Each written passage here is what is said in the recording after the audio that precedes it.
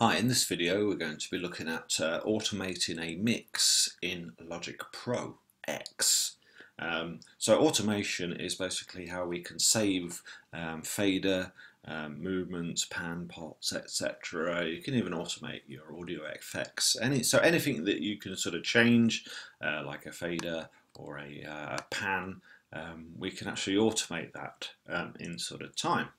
So to get into automation mode, what we need to do is we go up to mix and we can either show automation, click on that, or we can press the letter A, which brings up the automation mode. And what automation does is it adds a couple of extra controls to the channel here. So the top one is a on and off for automation. So if I select automation, I can turn it on and off there. And then we've got a section for automation mode. So there are various sort of modes that we can use to do our automation, and then we can select what item we want to actually automate. So we can just sort of, this moment is set to read sort of volume, and if I wanted to overwrite that, I select write. Now write is perhaps a dangerous one to sort of start off with your automation, because that will completely erase any automation that's already there and overwrite it with what you've got. So it may be best to use a couple of the other modes to do that, but we'll do write just to show you how this actually works, sort of thing. So I've got a mix going here, so if I turn automation off,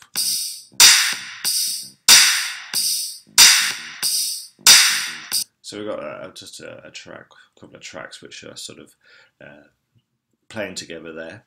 Now if I put this into automation mode, and now I'm on write, so if I make any changes to say that any of these, the pan or the fader, that will actually be recorded. So we'll go to record your automation, we'll just go into play, and then if you click on your fader, we can sort of move this down and then move that up, or maybe we'll do something with panning as well, and then stop that. So once we stop it after write mode, you'll notice that it goes immediately into read mode. Now read mode basically doesn't allow you to sort of overwrite some automation that you've previously gone. So it's a good mode to go back in, stops you erroneously overwriting the what you've got there. So if we go back to the beginning and we look at our pan and volume, we'll see that this, when it's automated, it gives us a graphical representation of the parameter that we've automated. So in this on volume, it stays off at the starts off there, and then we've got like a fade down and up, and this is sort of all catched on there. So if I was to sort of play this back again, now we're in read, so we'll just read, and you'll notice that the fader starts to move down there, and then move back. I'm not actually touching that, it's just reading it from the automation, and then we should see that our pan starts to move sort of with this there. So that's how we can sort of just completely record the automation that we're doing for our whole track and then reading back. Now you will, if you're using write mode again, that will completely erase all of this. So if this allows us to show us, we'll make this smaller, this shows us the automation sort of tracking for just one parameter, so we can look at sort of pan, or we can look at sort of volume. But we can actually play multiple ones, show multiple ones of these. For example, here we've got this one showing the pan, so we could change that to volume, and then this one here shows our pan. So we can actually see the two automation modes at the same time. You'll notice that we've got lots of sort of dots here, so if we sort of go into that, we can actually change this by selecting a dot, and we can actually change the automation. So you might be slightly out of time, and you might want to sort of change sort of goes within there. So all of these are actually editable in the editor. We can also remove sort of parts from that. So this is quite a useful sort of device to have in a mix. So that's the first mode, right. So if I, just for an example, if I go back to the beginning and I put this back into write mode, what it will do is it will delete any automation that's previously there. So if I put this back into write mode and then I play the track and sort of not move it, this will automatically get rid of any any automation that I do there. So again, here it's sort of writing over here. So writing the write mode is actually destructive of any sort of automation that you've actually done.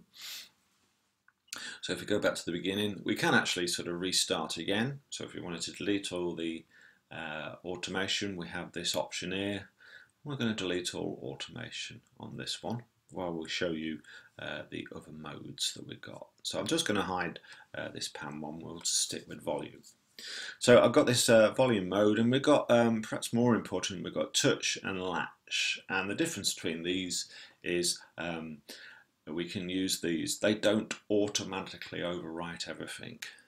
So what the difference between the two is, it carries on in read mode until you make a change, and then it adds that small change into there. The difference between touch and latch is after you have finished your change of the automation. In touch mode, it then follows the existing automation that's on there.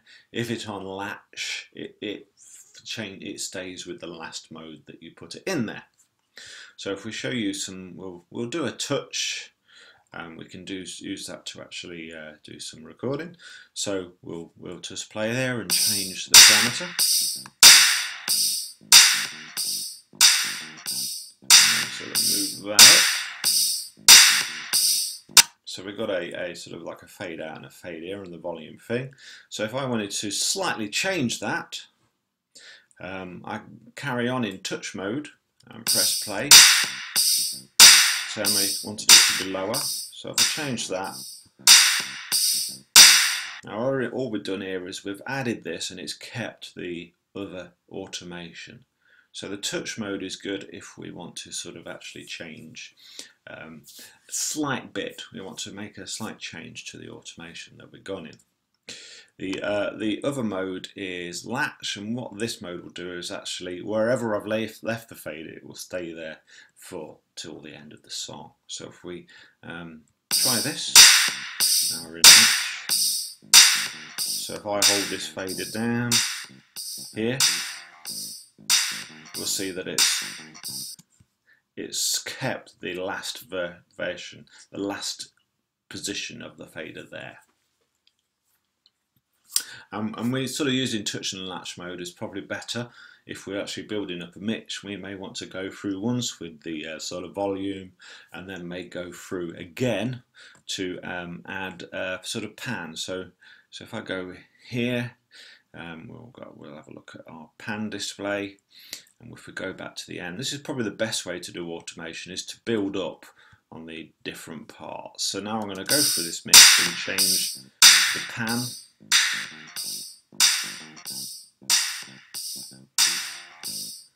There we have some sort of panning going on there. Now this doesn't, because we're in latch mode, it doesn't affect the volume.